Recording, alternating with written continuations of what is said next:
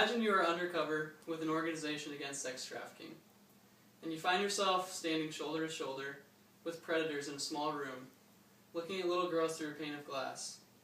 All of the girls are wearing red dresses with a number printed on them for identification.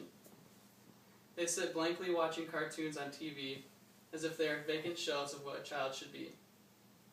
There is no light in their eyes, no life left, and sorrow covered their faces with nothingness. This was a reality to Rob Morris, president and co-founder of Love 146, an organization aimed to rescue girls who are bound in slavery and trafficked for sex.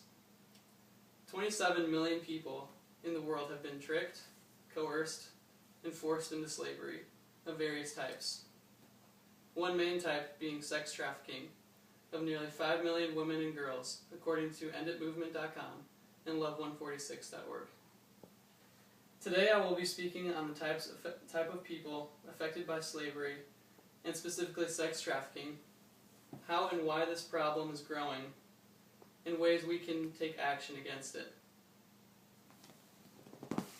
Although slavery has been illegal for over 100 years, FIV.gov reports that sex trafficking is the fastest growing business of organized crime and is the second largest criminal industry in the world after drug dealing, according to notforsalecampaign.org. It also makes up for 80% of the 27 million currently in slavery, with more than 70% being female, and half of these female being children.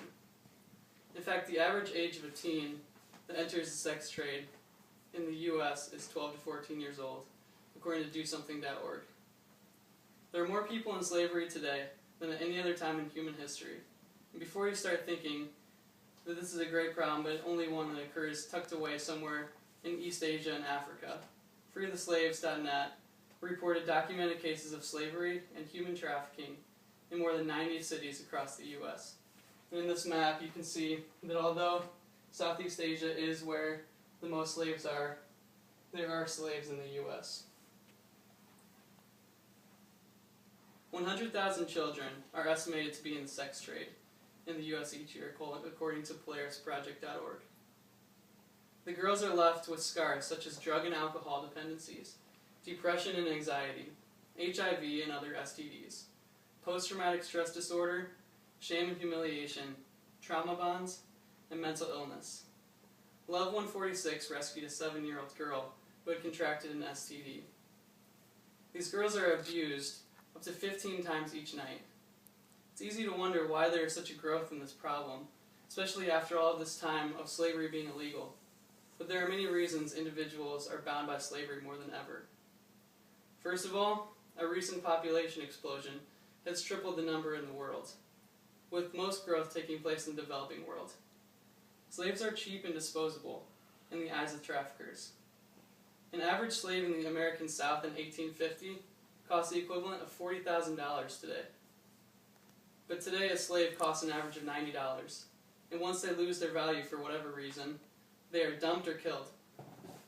Secondly, rapid social and economic change have displaced many to urban centers and their outskirts, where people have no safety net and no job security.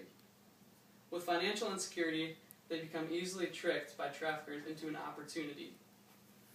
And lastly, government corruption around the world allows slavery to go unpunished. Even though it is illegal everywhere, so far all of this just seems overwhelming information and a problem that is way too big for us. I mean, these women and young girls are making $32 billion of profit for these criminals every year. How would we go about stopping something this big? If we look at modern slavery from another direction, the profits they make for slaveholders are a tiny drop in the global economic ocean. For comparison, $32 billion is what Americans spend every year on snack foods like potato chips and pretzels.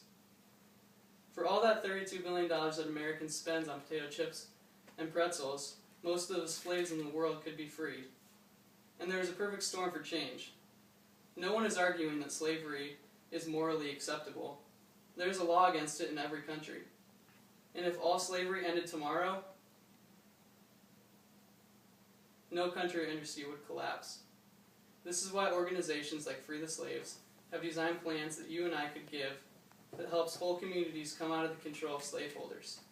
They do this by setting up low-cost transitional schools that will help educate and build awareness among the villagers of their human rights and gives them an income-guaranteeing skill so they aren't so desperate that they are tricked by traffickers. These funds would pay for books, equipment, training, and tools. The philosophy is that once entire villages learn their right and demand their freedom, hundreds come to freedom, and future generations are born free. So with such an overwhelming problem, two simple and realistic ways we can do something is by giving to these organizations and avoiding slave-made goods so that more than the current 1 to 2% of victims that are rescued, according to the A21campaign.com, can be raised. The following quote is from notforsalecampaign.org. It ought to concern every person, because it is a debasement of our common humanity. It ought to concern every community, because it tears at our social fabric. It ought to concern every business, because it distorts markets. It ought to concern every nation, because it endangers public health and fuels violence and organized crime. I'm talking about the injustice, the outrage of human trafficking, which must be called by its true name, modern slavery. We can and should do something about this injustice that is thriving in the world. Thank you.